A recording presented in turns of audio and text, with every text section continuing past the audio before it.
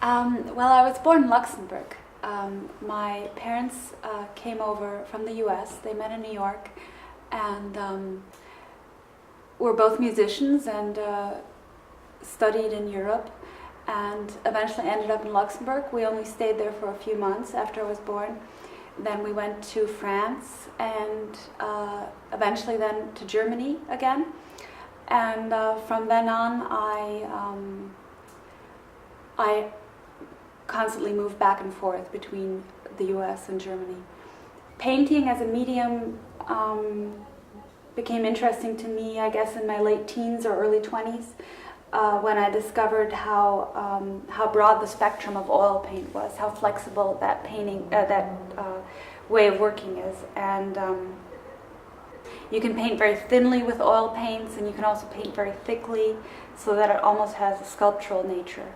I prefer to paint watercolor, oil paint as if they were watercolor.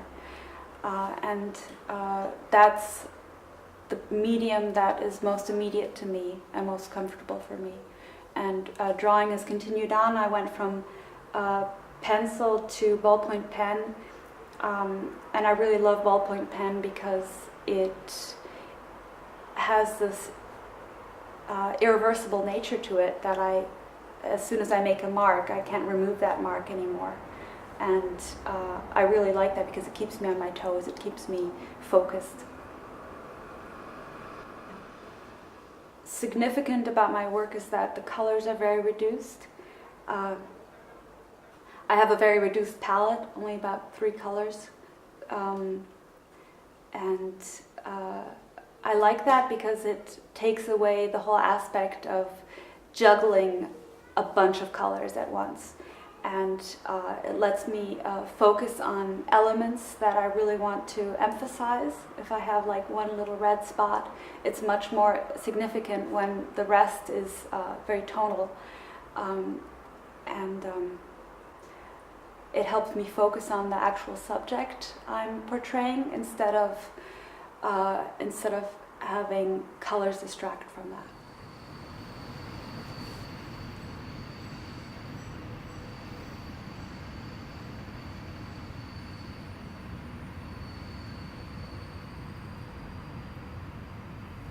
My work examines the mutuality and kinship of people through a diagnostic eye. There is a secret bond that I am loath to fritter, and what I have found is an absurdity to the human condition in which vulnerability is a cheap commodity. I deconstruct and examine human anatomy in order to gain control of my own physiology. As people, we struggle into being and are left subjects to our own biological circumstances.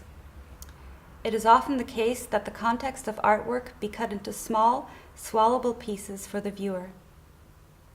There is a disingenuousness and hollowness in such a negotiation. Rather than giving a resting place or a feeling of resolve through storytelling, I strive to capture the unpredictable and confounding tumult of human consciousness. The figures presented in my images suggest a tragedy or an absurdity that is imminent.